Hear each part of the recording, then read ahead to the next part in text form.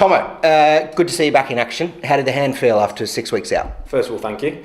No, it was great to be back. Obviously, the broken finger just kind of went on a little bit longer than we thought it would, so it was frustrating to be sort of on the sideline, and we were hoping to be back for the Sarries game, but it was obviously sort of 1 week after that. So, no, great to be back. Absolutely gutted with the final result, as I thought we did enough to win that game.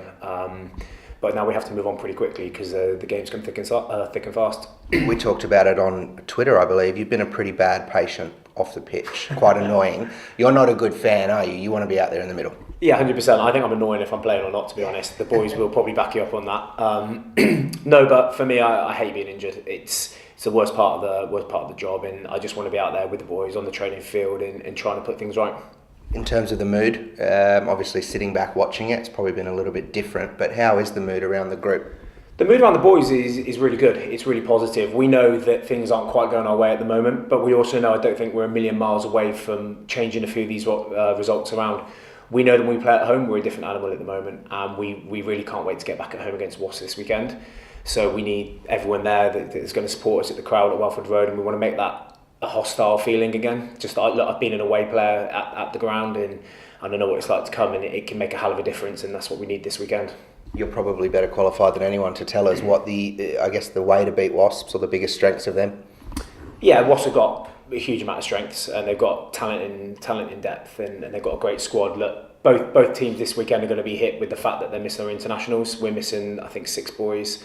They're missing a few as well. So look, it just goes to show how strong both squads are, and we can't wait really to put performance on. We know Wasps are going to come at our set piece, and we know that they're going to attack us out wide as well. So we need to be defensively structured. We need to be defensively structured to counter that, but at the same time we have to make sure our set piece is really good. When you say you've been an away fan, you talk about that. What would be the message, or what is the message from coaches you've had when you've come to Welford Road? What do they say about that crowd, the venue, Tigers at home? Yeah, so being an away player against Leicester, it's always really focused on the physicality, and it's the forward dominance first. If you're not going to front up in the forward pack and you're not going to stand up getting set piece to be counted, then you might as well not turn up at all. So every team that comes to play against Leicester that I've been involved in knows that it's a forward battle and a set piece dominance first.